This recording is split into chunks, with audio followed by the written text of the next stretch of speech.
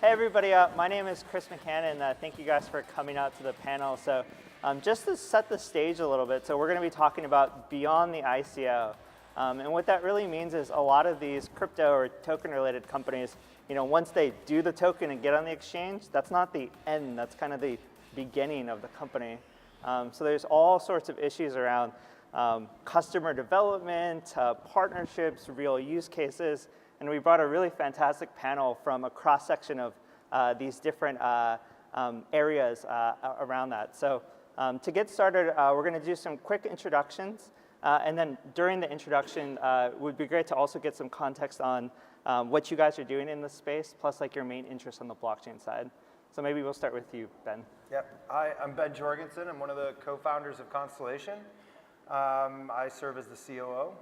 So overseeing operations, and basically what Constellation is we're building a consumer and enterprise-grade distributed ledger technology that will allow machines and devices to seamlessly connect with each other. So a little bit of our approach is taking what has been done or existing blockchain technologies and evolving that so that it's faster and more scalable. And the way we do that is by taking existing technologies and distributed computing, the distributed computing world, and applying that to decentralized and distributed networks. Very nice. I'm Jacob Mullins. I'm a partner with Shasta Ventures. We're a 15-year-old venture capital firm based here in San Francisco. And we invest across enterprise and consumer technologies. I spend most of my time looking at what we call emerging platforms, which are new technologies coming down the pipe that are going to affect the way that both consumers and enterprises interact with technology over the next 10 years. So blockchain is a core part of that, as well as computer vision, augmented reality, and a few others. At Shasta, I led our investment in Unblockable, which is a non-fungible token platform for sports collectibles and gaming. And so specifically in blockchain, I'm super interested in technologies and products that will be customer ready pretty soon. And so specifically looking at consumer applications, as well as some financial service applications, both for the consumer and for enterprise. Awesome, Jacob. Erika Perez from IBM, and I lead our overall business development and ecosystem side of the house for blockchain. Our role focus is really around enterprise and making blockchain real for enterprise-ready use cases, and ultimately for networks, formation of networks that are deriving the benefit of different benefits, really use cases around different blockchain type of environments. So our goal is really around the enterprise space and making it real, whether it be for a network of banks, a network of airline companies, or a network of philanthropy organizations. So taking blockchain to those type of areas. Thanks for having me. Cool. My name is Jascha Kaykas-Wolff. I'm the Chief Marketing Officer at Mozilla. Some of you may know Mozilla because we build Firefox, but what you may not know is that we're actually a not-for-profit as well. Our core mission for the last 18 years has been to maintain an open, accessible internet. And one of the reasons we think that's important and have continued with that mission over the last 18 or so years is that we feel like there is a pretty magical moment that happens on the internet where companies find a problem that they can solve, and they solve it well. And when they do well by solving that problem, they become big. And when they get big, they start to centralize. And that's a great thing. But centralization oftentimes introduces a really unhealthy dynamic into an ecosystem like the internet. So as an organization, when we think about blockchain, we're really thinking about what are the applications into an environment that should be decentralized that really isn't decentralized anymore?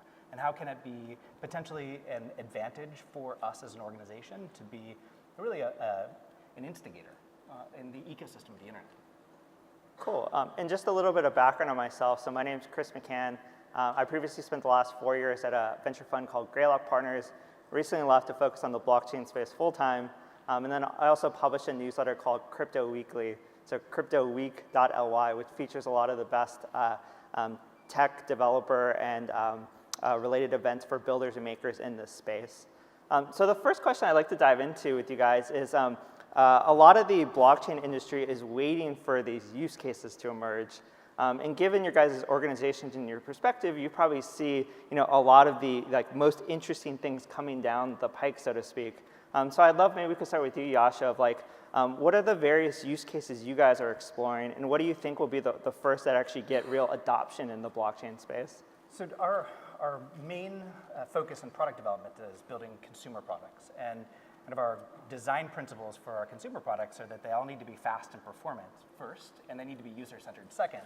And this is actually one of the biggest challenges that we have in the blockchain space generally, because we're not at a point where blockchain is either fast, and oftentimes when the development around blockchain happens, it comes from a not design-centered or user-centered approach, it's from a technology approach.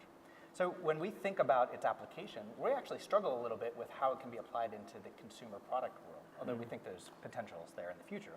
Where we found really the first kind of stages of initial investments to show up interesting for us is that we start to invest in ways that contributed networks can find incentivization that works well. An example of that, not too long ago, we put a seed fund out in the open source community and started a project called Bugspark, which some of you may be familiar with. We're not involved with it on a daily basis anymore, but we were the first to kick it out. And the idea there is that in an environment where speed isn't necessarily what's most important, and there's the potential to do some incentivization with tokenization in particular, we were able to start programs where we could incent bug bounties. And bug bounties for many organizations are important because if we can align many developers with the right incentivization, we can find ways to create more security around the internet. So we struggle quite a bit on the consumer side. I think that's just the reality of where we are in the stage of development, kind of on top of the platforms that are coming out. But we see some real interesting solutions. Cool. I'll yell. I like that. He's been saying some amazing things. Yeah, so. no, this was fantastic. Thanks, you guys. I'll see you later. Super loud. I'll be outside if you have any questions. Short story is this. I think the consumer application of blockchain is really difficult, and we struggle with it quite a bit because of two big problems. It's not fast enough, and really the applications for use cases are coming from developers first, not from designers that are thinking about user-centered approach. So that's the big thing there. Second is we have a distributed network of contributors that work with us. That's how we are able to compete with Microsoft and Google. And we think about incentivization inside of that network as really core to what makes us successful. So we've seen some initial applications of tokenization to incent behaviors, specifically around bug bounties. But we're really, really early on, and we haven't thrown kind of all of our energy behind anything yet. How about you, Erika? I'm assuming at IBM you have a lot of customers and partners that are all interested in the blockchain space. What are some of the interesting use cases you guys are seeing emerging? Sure, I feel like I'm going to have to like scream. All right, so consumer enterprise, right? So we have over 70 networks, live blockchain networks in the world at this point, and they vary different industries. So I'll name three main areas that we've been working on that I think will answer your question. So the areas in terms of industry adoption where we've been seeing blockchain really take hold is in those areas where business processes have been incredibly slow, manual, that they really could have had, quite a bit of transformation a long time ago. So those areas are really around supply chain and around the whole global trade digitization side of the house. So we've actually started three main areas of network activity, all of which we actually own these networks. So we did a joint venture with Maersk around supply chain. And the area there is really all kinds of use cases, everything from a bill of lading processing at a port, in terms of what containers arrive, at the Oakland, Port Authority area, all the way through how those containers get onto a truck, get onto the road, and get to a Walmart and get to an actual aisle. So this joint venture that we did with Maersk really applies towards this whole supply chain side of the house. We just announced recently WorldWire, which is around global trade digitization, and it's really around payments and cross-border payments. There's all kinds of opportunity around blockchain for improving not only the speed of transfer of monies across companies, but also around how it's done. So there's a portion of this that's around speed, but it's also a portion around how it's actually done. So processes around global trade digitization and the whole overall trade supply chain space. There's also the world of food safety, or you may have seen some of the commercials or some of the work that we've done, as well as some of our peers in the industry, around tracking things like salmonella. Where does it come from?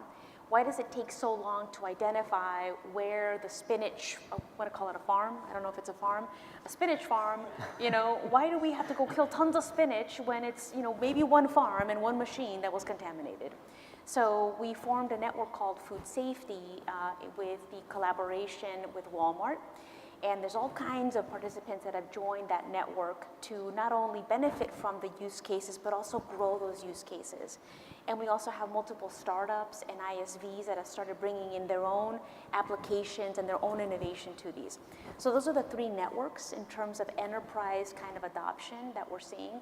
And again, the focus for us is enterprise stuff. Some of it may not be super sexy, but it's real, right? So adoption is here, and in our case, we're seeing 70 networks that are at different stages of the maturity level. How about you, Jacob? I'm assuming sitting on the investor side, you see a lot of entrepreneurs trying to build either infrastructure level stuff or application level stuff. What are the interesting things you're seeing on the more application layer? So, as I mentioned, I spend a lot of time thinking about the end user ready technologies and products. And if there's one that I think we all recognize there is adoption in, that's one that we saw people talking about at their Thanksgiving dinner table last year and over Christmas, and that's speculation in cryptocurrencies. By the time you're an Uber driver and everybody's asking you where to buy Bitcoin and you're pointing them to Coinbase, that's a pretty strong product market fit area. And so, that kind of is illustrative of where there's consumer mindset. And so as I think about it, it's where are there applications that end consumers can learn, can buy, can transfer, can keep crypto assets that aren't so, this was bred out of the developer ecosystem. So, giant cryptographic hash keys are extremely secure, but not very good for a consumer experience. And so really thinking about how do you bridge that gap? Are there ways to bridge that gap? So consumer is one area. The second is, and we started to see it with the retrenchment now, but institutional capital starting to come into the market. Again, initially interested by speculation, hedge fund trading, investments, both in public token sales as well as pre-sales. And so really thinking about what are the different tools that institutional investors, family offices, wealth managers, asset managers would need in order to manage a portfolio, make investment decisions in a portfolio of crypto assets. So that's one area that I think there is product market fit today. I think that the general depression of the market caps in cryptos slowed that, but I think that will come back. And so it's a great opportunity for developers and product companies to be building solutions there. And then on one other kind of totally opposite side of the spectrum is looking at other markets that have real liquidity of digital assets. And that's things like stickers, digital avatars, skins, in-game skins. It's believed that there's a $30 to $50 billion ecosystem of skins, in-game skins traded.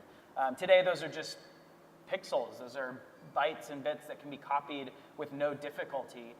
That's a perfect use case for what a digital asset in the blockchain could secure. So those are two areas that I'm specifically spending time looking at. Cool. And how about you, Ben? Like, you guys are actually building a blockchain network and working with many of these partners and customers. So I'm curious, where do you see like the most demand and traction coming from? Yeah, so I spent the past year talking with a lot of enterprise organizations down to various monetary authorities and looking at financial use cases. And there are so many use cases that exist today, and they've actually been sandboxed and tested. But what we kind of had the opportunity as Constellation is sit back and actually just listen and go, hey, what was working, what wasn't? So all these sandbox environments actually worked, but there wasn't an economic incentive to shift a majority of a company's tech stack onto the blockchain. And so we kind of heard all this, and so there's one aspect that I think a lot of the use cases are being fleshed out, and where Constellation has kind of come in, and not to sound like it's a plug, but we're focused on the scalability. So taking those sandbox environments and scaling a lot of the use cases that we talk about. Things like settlement or tracking of food might not be best in what we're doing because we're focused on high transaction throughput. So a lot of our focus is on the IoT space. The global IoT space is supposed to be roughly about $1 trillion next year. And then if you take that down a layer, we're really focused on edge computing. So actually processing and transacting at the local source of sensors and various machines versus sending data all the way up to the cloud. So we actually see that this is going to be a huge opportunity in the future, is machine learning and AI that happens at the edge and being able to enable that kind of that layer to transact and process in this automated world we live in. And maybe a question for everybody on the panel, like, many of these use cases from, supply chain to edge computing to gaming are super interesting, exciting, and cool, but like we have not seen it yet. So like, what is the main thing from your perspective of like really holding us back from actually reaching that outside of just a function of time? I think it's still speed. I mean, I know that there's a focus area for many different organizations that are sitting on top of their own implementation, but it is a massive limiter. Like, pretty much everybody has an expectation in the enterprise and the consumer world that whatever you're doing is going to be fast and performant. And until that's there, practically, I think that's going to be a massive limiter for whatever kind of growth curve we expect to see. I'm super curious, Jacob, I don't know, maybe I'm not supposed to ask questions, but like as you're investing in the space, what's the makeup of the founding teams that you're investing behind? Is it still developers first as founders? Is it business development people? Are designers showing up? Like, Yeah, it's a good question. Most of the stuff I mentioned were focused on end user experiences, so it tends to be more developer-centric people. Unblockable is actually a sports, ex-NFL player CEO who understands league licensing and IP licensing to be able to tie up IP, and then a technology team behind it to be able to tie that into a blockchain and distribute that as a collectible token to play fantasy football or to trade as collectibles. I think it's very, I'd say, traditional developer-centric, like what you'd see on web and mobile apps today. And that goes back to my answer. I think that as we start to see different kinds of founders start to show up, we're going to see very different kinds of use cases. And we're probably still in this phase where we just don't have enough speed yet. I'll bring up another, also from a founder perspective. Now, we're looking at it more in terms of network founders. So, as an example, we did it's a pilot, we're still in early stages, but with a company, MediaOcean, the world of advertising has incredible opaqueness in terms of where money goes, yes? And we all know this, we all experience this in different facets in our companies. So we established this network pilot with this company, MediaOcean, and we've convened several parties, whether they be brands, ad techs, as well as publishers. And it's been really interesting. What we think is slowing things down is that it's a new way of conducting business, and for different players to come together and reconceptualize a process in a way that their industry has very deliberately been very siloed, and for a reason, that's creating time to adoption. So, and I'll quantify that. So we did our partnership with MediaOcean, and this is all public, so I can speak about it. We did a partnership with MediaOcean in June. It's taking us 3 months to do what we call our discovery sessions with all of the different permutations of the players. So an ad tech, an agency, a brand, all convening and sharing the processes through which the dollar goes through, and how the campaigns are run, how payments done, who pays who and how much. That's taken time to build trust, to then really talk about the world of blockchain and what's going to go on the blockchain and what benefits will be derived and what incentives will that create. So, and this is real people. So like the CFO and the CMO of these companies needing to open up their processes with a company that really, it's not so much a competitor, but it was maybe a company that they didn't show this part of their world to.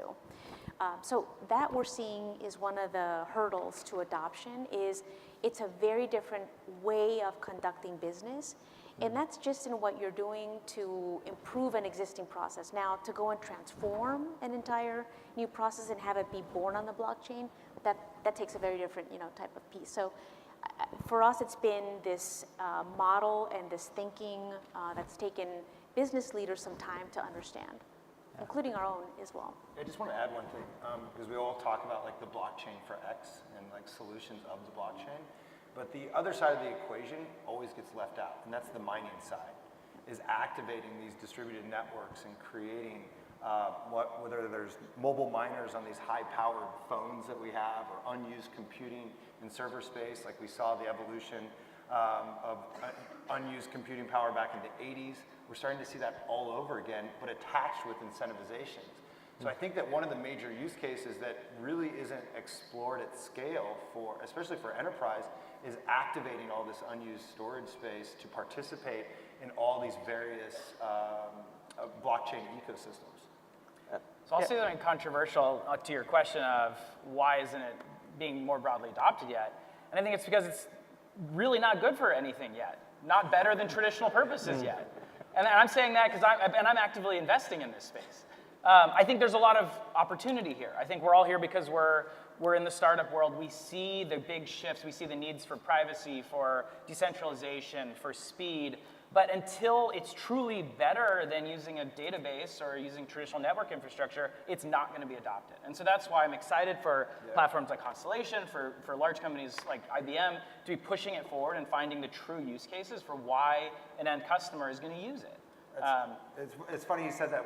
We're actually internally building a tool that's going to help us sift through why blockchain matters for you, and if it has an application that is deemed worthy, and nobody's asking. They're like, oh, it's really cool, might help get us some PR, but something that we're internally working on is a way to kind of like suss out the effect of whether blockchain is really going to help you in some profound way. So I totally agree with you. I think, where we have seen it, again, is back to the speculation side. It's like some people have made tremendous amounts of money, like more money than anybody has really ever made in a period of time before. And that's drawn a lot of attention to it. And so that's where there's a lot of interest. But now that's great. That's brought a lot of money, attention, investment, and smart people. Now we're evolving that. And so I think that's the opportunity that we all have to go forward. Yeah, I think it's interesting. In addition to both the technology side and use case side, there's also another interesting aspect which you touched upon, Erika, is a lot of these blockchain companies don't even look like traditional companies. I mean, take for example like Bitcoin. Like there's no like CEO of Bitcoin or Bitcoin company. So, and then a lot of these also networks also have their own native token. How do you guys on the enterprise side or on the business side actually think about like partnering and working with these organizations that have these really funky models and their own tokens? Like, is that scary? Is that interesting? How do you guys think about that? For a 115, 14-year-old company, sometimes it's a little scary. But that's why they have me. No. So it's exciting. The opportunity for reinventing models is super interesting. I'll bring up an example, and then I'd love to get your feedback on this too. So there's a company that we announced a partnership with yesterday. They're called Humanity.co. And it's a blockchain startup. And they are essentially reconceptualizing our personal data as an actual title. So, you look at your land, for those of us that may own a little piece of air in San Francisco, you have a land title. Well, why shouldn't that concept be applied to your personal data so that you own your own data and you're able to monetize that data? And of course, if it's a land title, if it's a proper, actual property, then you're going to be taxed around this. So at a company like IBM, to be working with a company like Humanity.co that's reconceptualizing even how data is being monetized and potentially even setting up a challenge to clients of ours like Facebook and like Google, that's what's scary. So it's not so much the opportunity, but that sometimes it's like, wait, how's this going to shift, in terms of industry lines and where players have been benefiting from their existing models. And then a company like Humanity.co comes in and says, we're now going to become a title company that will give all of us here the opportunity to own our own data and monetize it directly at an individual level. So that's the kind of stuff that's like, whoa, how are we going to handle this? And then there's always the finance side of a big company like IBM that's like, well, how do we recognize revenue for something? So that's what I would say about that, and then I'll turn it to you. Finance and legal. These are easy things to deal with. Here's what I'm most excited about when we consider organizational structure and what I think we're starting to see now. I don't think there's anything more valuable inside of an organization than diversity of opinion and thought in your decision-making process. And most organizations aren't built to support that. Right? You've got a CEO, they've got a rank of executives. Those are the highest paid people in the office, and therefore they make all the right decisions. I've had the very fortunate kind of last couple of experiences working for companies that started very, very, very untraditionally. Mozilla started as a little tiny foundation with a few volunteers. I worked for BitTorrent prior to that, also very similar. And in both cases, the thing that really gelled the organization together is that they didn't believe that just because somebody held a title or was a founder, that they always had the right answer. And that forces the organization to think about how it makes decisions differently, which is really important. So when you start an organization now that doesn't have a traditional title, or it doesn't have people sitting together, or a combination of all of those things, where I believe we're going to see all of the evolution of these organizations go is that they're going to struggle with how do you have some sort of centralization, because it's really important to have some sort of centralization. In a corporate structure, maybe it's legal, right? In a corporate structure, maybe it's finance. You may have to have those things. But really, fundamentally, because of the distributed nature of these organizations, they're thinking about decision-making differently. And that should benefit them over time. And I hope that that aspect of the way businesses are being started right now actually starts to impact 100-year-old companies and 20-year-old companies, because I think it's really important for all of us. Yeah. How about you, Jacob? I'm curious, on the investing side, you guys are probably very normal and used to working with traditional equity companies, and now you have these crazy networks, open source software companies with tokens coming to you. How do you guys think about that on the venture side? Yeah, that's been a vibrant discussion, I think, in a lot of partner rooms in venture capital firms. I think, one of the things I've been pushing forward internally, and I think in the industry as well, is, the token is fundamentally a new instrument of finance. And it's something that we need to understand. And accounting firms don't understand it yet, and our law firms don't really understand it yet. But what we've seen through the ICO process and pre-sale process is that a company can raise significant capital using something called a token, which isn't equity, and it's not really a commodity, and it's never been seen before. And so firms need to get comfortable with that. We, thus far in the investments we've made, have sticked close to our knitting and have made investments using pretty traditional safes, notes, or equity into Delaware C Corps, which is the standard box. And that's one end of the spectrum. I think on the other end of the spectrum, you see a lot of investment firms that are being set up to invest specifically in tokens, or a hybrid of some tokens and some equity. So, it's not something that's going to change overnight, but I'd say we're still most comfortable in investing in equity. There are other venture firms that have done both as well, so it's kind of a case-by-case basis. But one of the other interesting things in thinking about not only what you're investing in, what you're buying in return, is how you structure the company. So one of the things we thought about was, what does board governance mean? If you're issuing multiple tokens over a lifetime of a company, what is an investor entitled to if they own tokens or if they own equity? Is equity a perpetual right to all tokens in a pro rata share? If there's a distribution of capital from a raise or from a revenue sale that then gets distributed to shareholders, what do the equity holders get versus token holders? In setting up employee option pools, should we set up the traditional option pool using equity or options to incent, or should we set aside tokens to be able to incent, and what's the hybrid of that? And so there's all these things that we're kind of having to rewrite the book and expand the legal agreements to be able to both allow for changing cases as well as limit. So it's a really interesting part of our job, but it's one that's moving in real time. Yeah.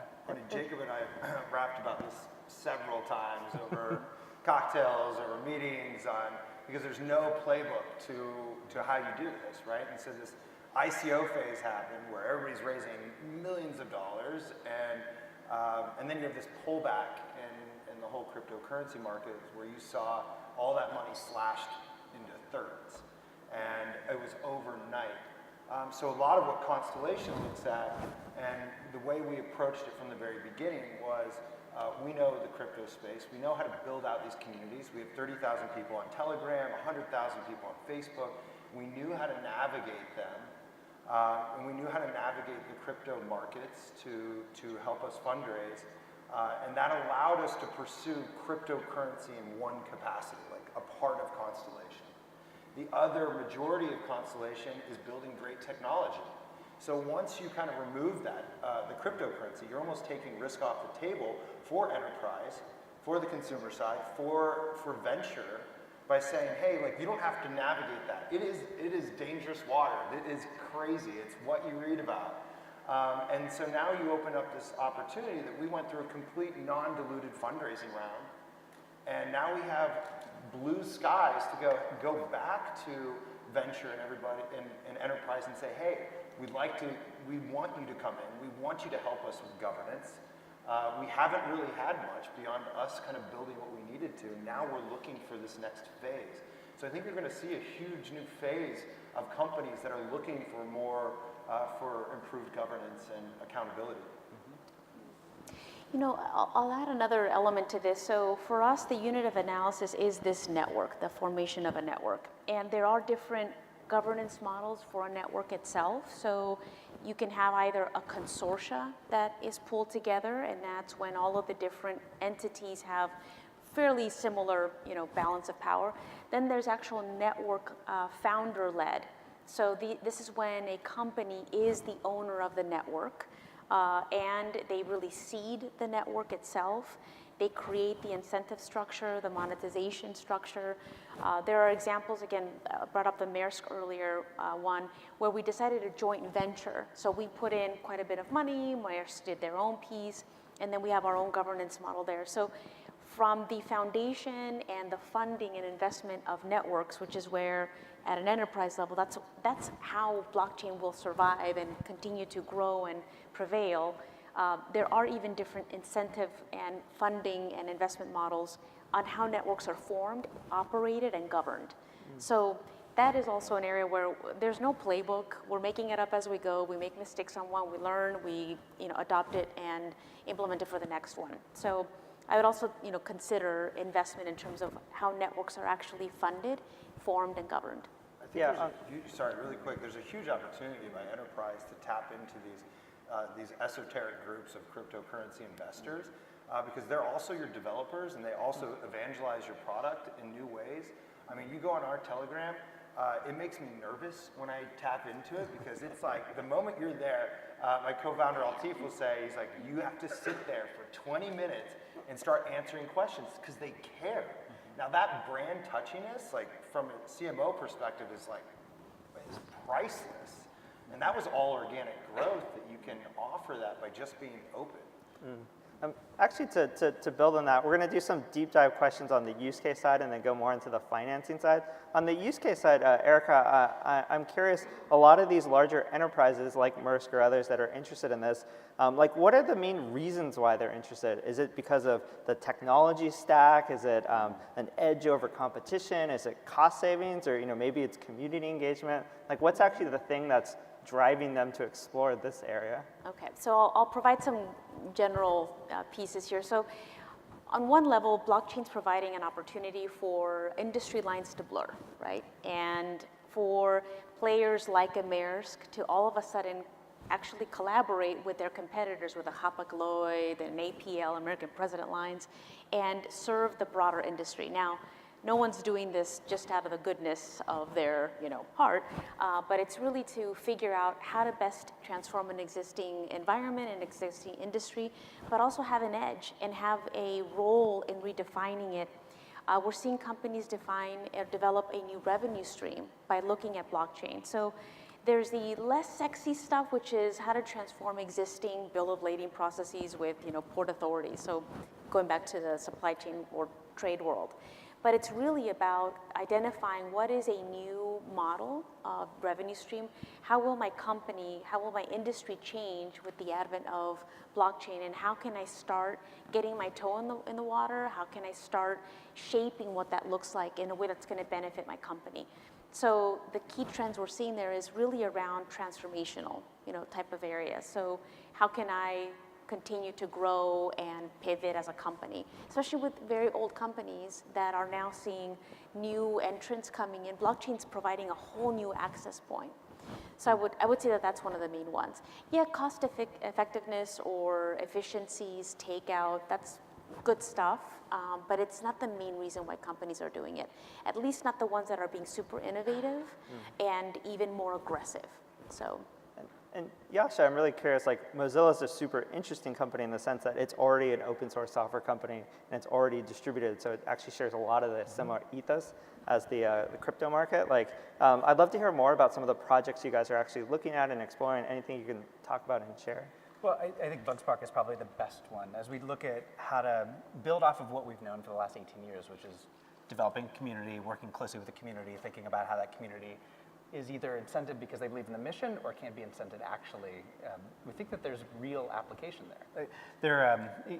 You're talking about it here. It is incredibly valuable to have a strong community of developers or early interest in anything that you're doing, and how do you maintain that over time is an age-old question. So it's a very natural place for us to look at. I'll tell you that, like, independent of Mozilla, what I am looking at, like, as an individual who happens to be a CMO, you need to think about, like, my day-to-day life. I'm responsible for, I'm going to make up a number, let's say $25 million of variable spend. Like, I have to go out and spend dollars on advertising. And I never really feel good about where I spend that money because I don't have confidence. You should join our network. Right? Like, I don't have confidence of where I spend that money. Sign here. If it's actually being delivered, we'll just do that on the side. If it's actually being delivered where it's supposed to be. And I'm really fascinated with and looking for either places where I can invest as an individual or through the consortiums that I'm a part of. I'm looking for organizations that are thinking about how to use the kind of service worker concept and think about publishers and ad networks and ad fraud. Like, it is, as a marketer, one of the biggest pains that I have, and this is such a unique and logical way to solve it. So it's not necessarily what Mozilla is looking at, but I'll tell you that the more you spend time in this world, the more that you start to recognize that some of the business problems that you have that are about either saving you money or creating more efficiencies for you or giving you a competitive advantage, like, they're there. They're really there.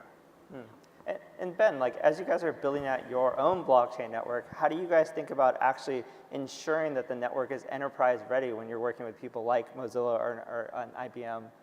Yeah, no, absolutely. Everybody you talk with in enterprise says security is number one. Like, you got to have, it has to be secure. And existing blockchain technologies today do not have that security. They don't offer that. And one way that we are ensuring security is through our unique consensus model.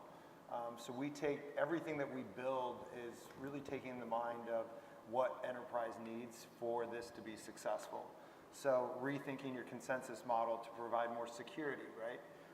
We're focusing on data observations and reputation-based scoring for any delegate that participates in our network.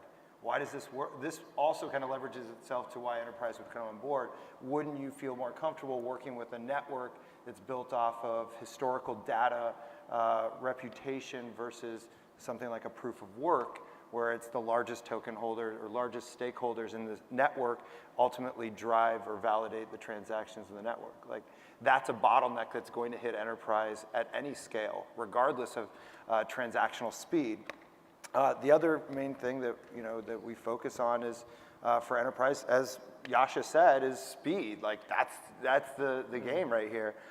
So working with our Eng team comes from an incredible background of working at Google and Salesforce and Radius and rethinking distributed systems, and we look at things in not a synchronous chain like Ethereum or Bitcoin or existing blockchain, but in a graph. So being able to distribute data and using Guru protocols that'll allow us to pull data and store it in different ways that's not on an entire chain. So everything that we build and how we think of is purely for enterprise grade scale. Yeah, and moving on onto more on like the financing and incentivization side, Jacob, you got into it a little bit, but I'd love to like go a little bit deeper into your thoughts on how do you think the world of tokens and equity will coexist? Will tokens end up taking over the majority of all VC financing? And particularly given you guys have actually invested in this space, what are some of the lessons learned from actually investing in some of these companies? Yep. I think to your first question, which is how do tokens and equity coexist together? And I've kind of preached this internally as well, that in a robust, mature ecosystem where you have a liquid flow and a relatively stable volatility of token price, tokens are essentially a proxy for equity value, often like a security is, that will reflect ability to grow. And so I think it actually, and that's publicly tradable, that's easily liquid tradable as a token, whereas the equity will not be publicly tradable or liquid. So that actually renders the equity less valuable than the token. And so you have to think about that and understand what is that discount and what discount are you willing to take at this stage, thinking about that in the future. And that's a really difficult thing to wrap your mind around as a traditional firm or a traditional investor who thinks about valuing equity and securities. So the way we've thought about it and have structured it in some cases is equity provides us a right to tokens, and any tokens that are issued, new tokens that are issued, we get a pro rata portion of those tokens. so that if the company creates a new product and issues new tokens to benefit as a new revenue stream, then the investor, as the cap table holder, would be able to benefit from that as well. So aligning the incentives as much as possible. But it's we don't know. It's a tricky game. You can kind of look at, I look at like the secondary markets for both companies as well as funds as potential ways of understanding how a dynamic will trade down the line in an illiquid security. But it's a different world. Any like lessons learned or anecdotes That's right. or stories around actually investing in these things? One of the things in building out my models, it's because there's other ways of financing through token sales. I think about an equity round as probably there's only one opportunity for it. What we've been seeing in the market is that companies, a small group of kind of a formation team, may need to raise a few $1 million in order to formalize, do the legal, get the office, hire key employees, and get going. But once they're off to the races, they may not need to come back for a traditional equity raise again. They may go to a token-based capitalization strategy. So what that means is we need to build in our ownership model in that way, so that we think there's only going to be one round of capital infusion, and we're not going to get diluted, or potentially not going to get diluted as you traditionally would in venture capital, raising 4 or 5 rounds of successive rounds to an exit. And so that changes a little bit of the dynamic. It changes some of the valuation expectations. It changes some of the dollars in that you're putting at risk. In ways that actually benefit both sides. The founders don't take as much dilution. The investors can actually put less capital at risk, but still gain ownership that they hope to exit the company with. So there are a lot of these blind hand examples. Other lessons learned, I think, we expected, or I've expected that tokens would be more interested that early employees would be more interested in having tokens. In some cases, that's true. In some cases, there's still an uphill education that needs to happen, and so equity is still important. So I'm glad the equity plans that we've designed are still robust enough to be able to support that from the outset. Some companies are being formed with unique legal structures like Cayman corporations or others, and I just don't know how those propagate into the market. We've stuck close to investing in companies that have Delaware corporations for that reason, but there's a lot of nuances. Cool. And how about you, Ben? Like, I'd love to hear your perspective, since you are a company who went through this process, like actually did a token sale, and are listed. Like, how do you think about the dichotomy between equity and tokens and employees and a lot of the things Jacob was talking about? And then I think another thing we talked about beforehand too is I think you're also starting to see a lot of interesting traditional companies also think about tokens seriously too. I'd love to get your take on that as well. Yeah, I mean, knowing what I've gone through and on the token offering is fascinating, and I would, as venture, I think has played a very good arm's length route of the approach because it's so dynamic. And once you know the underbelly of how that world works, it's even scarier than you thought. That being said, it also, I laugh because it's just the dynamic of my life right now. Maybe I won't have you share any specific yeah, stories on that. I literally can't. I can just go, Jacob, you're right. Stay at arm's length away. So what we're seeing from like the venture side, and like people are investing in blockchain, but they're not aggressively investing in tokens. I mean, when you start talking about tokens, there are mechanics that go at play. We spent months building out what we call like token economics. That's how our token is distributed, giving unlock periods so that we can help like navigate a path to market growth. However, that can all be circumvented like that if somebody holds too much tokens in an ecosystem that has very little volume. Like that's not venture. That's like that's traditional markets and understanding price action and stuff that I'm getting like caught up every day. Like that's a different world. However, the crypto space is an effective vehicle for fundraising. If you do it well and you know what you're doing and you know how to prepare, how to navigate a community and all the different players, it can be a really good source. It shouldn't be the source though, because at the end of the day, all these companies need accountability. We're going through a time where we need to stop making headlines in the New York Times on like scams that are going on. And I think you're going to see that venture is not going away at all, but will have a huge rise into this. And we'll have more security because companies will have used a war chest to build some of the foundational aspects to get their business going and allow venture to come in with less dilution and grow businesses in a much more effective way. Yeah, it's almost like thinking about venture could jump in at like the Series C stage, Yep. the Series D stage, right? Yeah. Company, product, customers, communities built, and now you have a robust foundation to invest. That's a super unusual, it hasn't happened before. It's a really interesting opportunity. Exactly. I consider us like a Series A company. So what does that look like? How do you tell that story? What are the metrics that you articulate? And as I said earlier, you can take off that crypto side and say, hey, we did this and we're building this and this is an effective use. Like it could be more valuable. We don't know. It also is a great tool for our company to get behind. So our company has token options, and the same way you would have equity, but it allows the company to understand the mechanics of cryptocurrency and blockchain. And then it's also the token has utility or will have utility on our platform. It does today, and it's going to have even more. So understanding where does the token, what value does it actually have, and what will it in the greater ecosystem is fascinating. And just the last follow-on piece, like what do you think about some of these traditional enterprises actually thinking about like a token model? Do you think they should also be Yeah, no, careful? I totally do. I spent a long time working, consulting enterprise organizations on creating edge initiatives that would stay away from the core infrastructure, where anytime you invite innovation into a enterprise organization, the immune system attacks it and just kills off the initiative.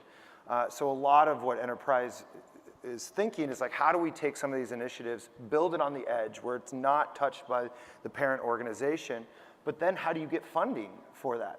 Sure, venture is one angle, but venture gets less excited about that if it could be that IBM builds something out there and it won't work with any competitors. So what I think enterprise, and please take it from here, is can actually use it as an effective way to fund a lot of these edge initiatives that can exist and flourish.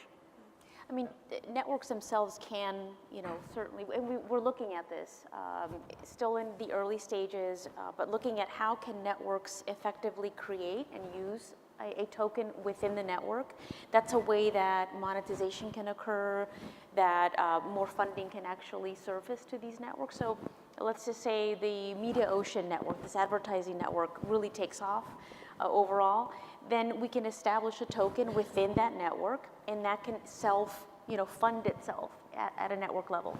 So we've also teamed up with a company, Stellar. You guys know Stellar here in San Francisco, and we are looking at different ways of looking at conceptualizing token economics, payments, and all this in a way that is friendly to an enterprise type of world that our CFOs can be happy with in terms of supporting and all this. So there are opportunities. Again, we'll look at them more in terms of how can they serve the growth and adoption of a network, and a token is absolutely a viable tool for a network to actually grow and thrive.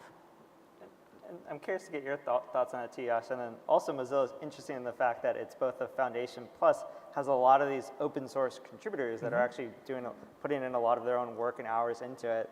Like, have you ever guys thought about or explored like the token model even for some of those things? And if no, like that's fine too. Just curious to get your thoughts on that. Absolutely have. And I think as any organization, you'd never put anything off the table. The way that we think about it is more related to kind of Ben's conversation that he was having. Like there's a value exchange and a value capture that can happen inside of networks that you operate in, and organizations need to have a push to change the way that they work. So if you've got different ways to consider sharing value or creating value exchange or capture inside of a network, and it can change the way that your organization works and it's going to benefit your mission, certainly you got to take a look at it. So I think all things should be on the table at all times. The kind of social, practical implications inside of an organization when you consider bringing new funding models in, are like, I don't think you can understate them. right? Like everything that you think that you know, all the inertia that exists, you start to challenge, and it really can impact an organization, sometimes in a really positive way, but oftentimes it can be a big challenge. So we're dipping our toes in different places, but it doesn't mean that we've made a commitment in any one way or the other. I do like the fact that as an open source organization who isn't focused on just generating profit for our shareholders, we have a potential vehicle at some point in the future to share the value back out into our networks. And we do that today by giving away our products, but that may not be the model that we always work in. And for like Constellation, what's interesting, we could easily give you guys, our token is DAG, so we could easily give you DAG that has some sort of real world monetary value to start transacting within our network as a way to get comfortable with the entire ecosystem. And you see that value exchange happen instantaneously. And then I guess final question for everybody, and maybe we could start with Jacob, is like when all of you guys are considering, either investing or partnering or, potentially even starting one of these things, like what are the main considerations you should have when like really looking at these things, given there is a lot of hype, there is a lot of frothiness to this, like what are some of the things you look for? I think at the end of the day, people vote with their wallet, both consumers and enterprises.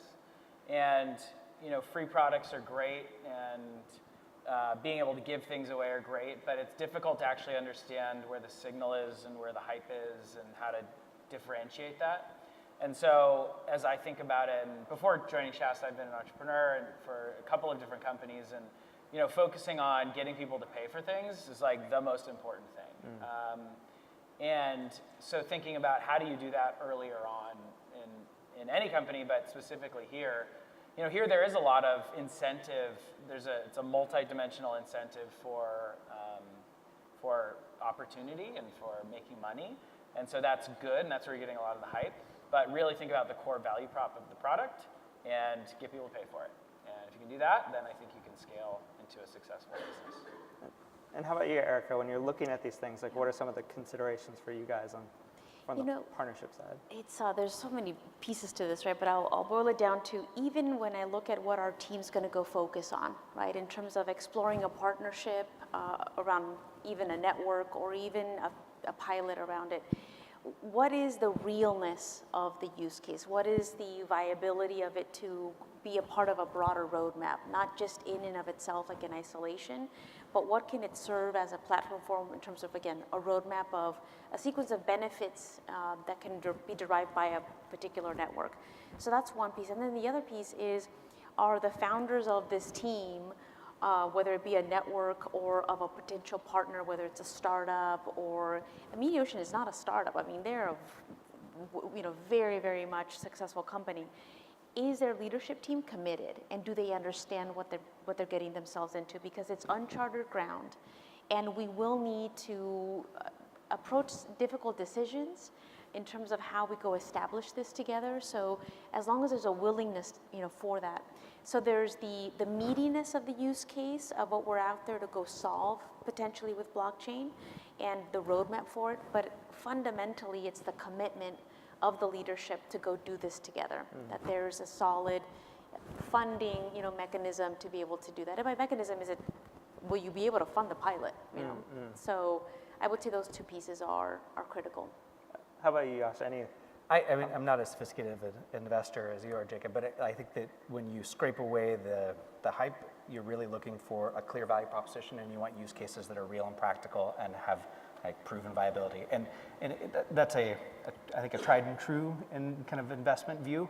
And I don't think you need to look at anything different here either, right? Like the technology is the technology. You really want a clear value proposition. You really want use cases that are proven. And last but not least, like Ben, there's probably a lot of other entrepreneurs in the audience. Like, what are some of the advice or things that you would have for them if they're thinking about doing a company in this space? Yeah, it's a great question, and it always goes down to like team, as everybody said. Like all of you have said, team in some sort of capacity, and I know that sounds so cliche, but then the second would be the product. And if you're working in a tokenized world like what we're doing in the crypto world, the first thing that I would question is how much of your company is dedicated to the crypto side and how much of it is the product. If you are anything over 20% focused on crypto, then I think your alignment is really wrong because of where the space is in general. And as we've kind of gone in through maturity and gone through our route, I keep keep hearing panelists from, like Ripple and some of the other major platforms that have gone through this, and they always articulate that, hey, we're technology and this other stuff is noise. It's a huge part of who we are, but remember that we're building something that's a huge vision. And so keep strong to that. I think that if you focus on that product, even in these times right now where crypto is not popular, that you focus on building product and your team, and it's just like anything else. It's going to be exciting, and that's infectious when it comes to working with partners. They want to be a part of that. They don't want to be a part of the noise. Cool. Thank you, guys. This has been a really awesome discussion, and I think we have a couple minutes for questions. If anybody has a question, feel free to raise your hand, and I think we have a mic somewhere that could find you, right there. Question.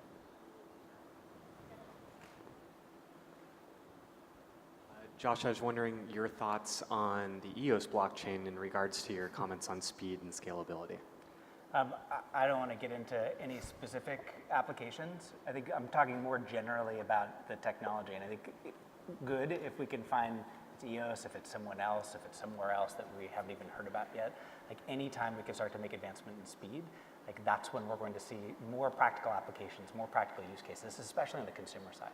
We can't get, well, you can't say can't, because probably it's been proven that it can work in some cases, but when we think about big media networks, publishers and advertisers and ad serving platforms and analytics players, the compression of time that you have to be able to actually record is tiny, and we're just not there yet, not at scale.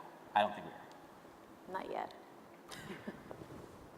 yet. Jacob, what are some of the more exciting verticals that you're looking into right now for real use cases for blockchain technology that you guys find exciting?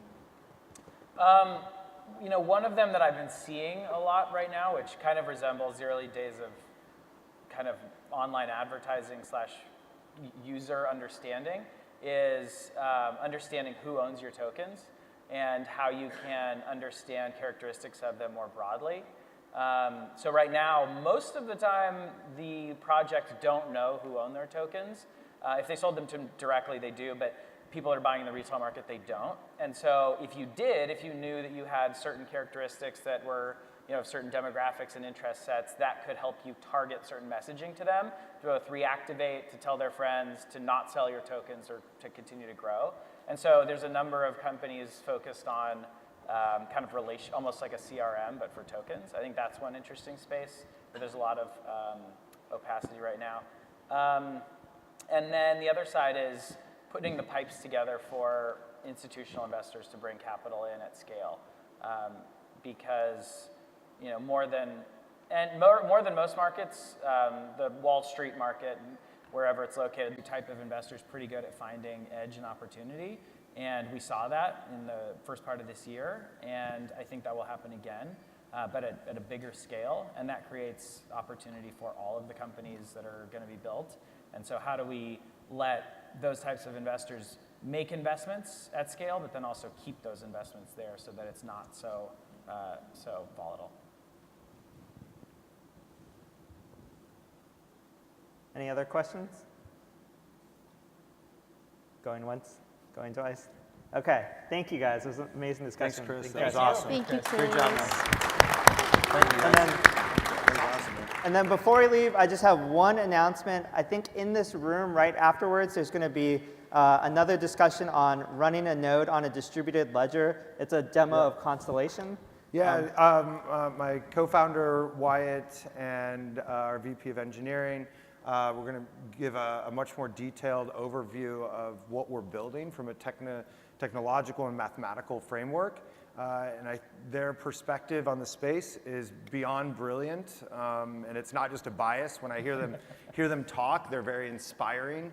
They inspire the company when they talk, and it's God, I'm really selling this through. So I mean, it's a unique opportunity to hear their perspective of generation 1 and 2 blockchains, and why that mattered and this kind of new frontier of building applications at scale. So. Cool. So feel free to stick around, and thank you guys all for coming.